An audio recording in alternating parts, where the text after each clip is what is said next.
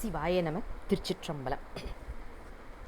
Welcome back to our discussion on Thiruppaatu. We are continuing our discussion on the 58th Padigam from Thiruppaatu, which belongs to the place called Thirukazhumalam, and in that we are going to take the 6th verse.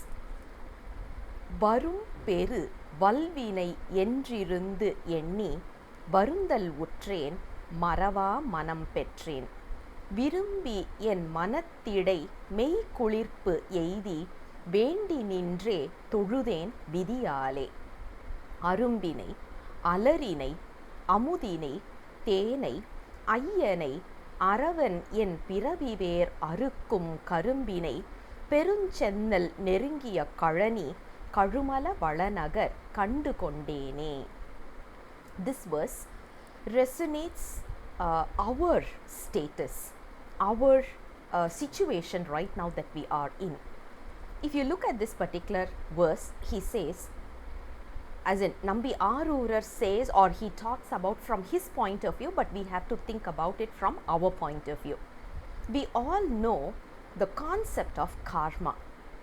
Karmic effect is something which is very, very dangerous, and all the sufferings that we are going through today, it's all because of the karmic deeds, and we don't know what else is yet to show off itself, what else is ready to be released, what else is ready to be revealed.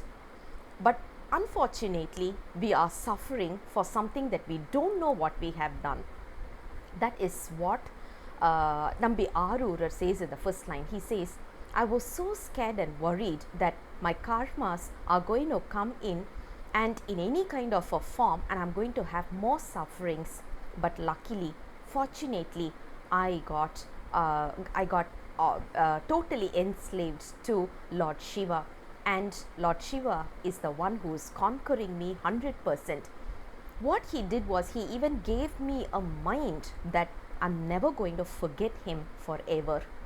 That kind of a present mind is what I have been given, or I have acquired from Lord Shiva.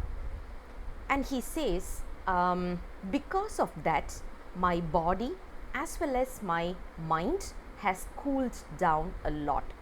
Why does he say that he has been cooled down? Is because if you look at our mind, if our mind is very, very agitated, if we are angry, if we are jealous, or if we are not happy with something, obviously the body gets heated up.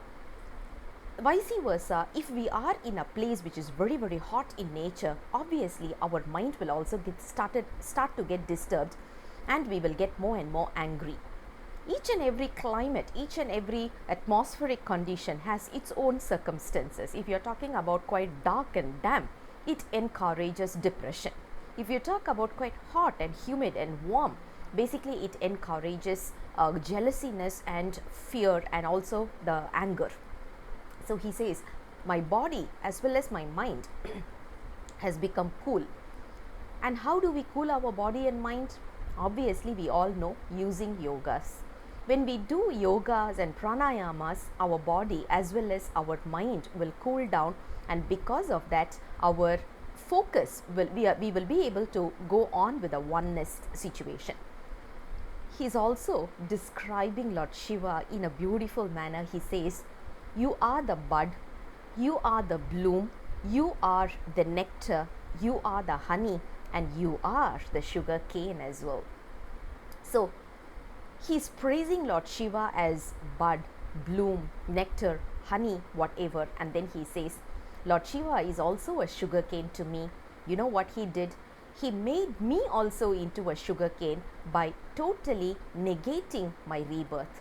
I'm never going to be born again, because he burnt down this concept of rebirth. I'm not going to be born again, and hence I have also transformed or transcended into a sugar cane.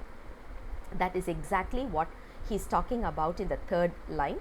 And then he says, I saw Lord Shiva, Shiva's Kailash Darshan in this particular place called as, which has a beautiful paddy fields.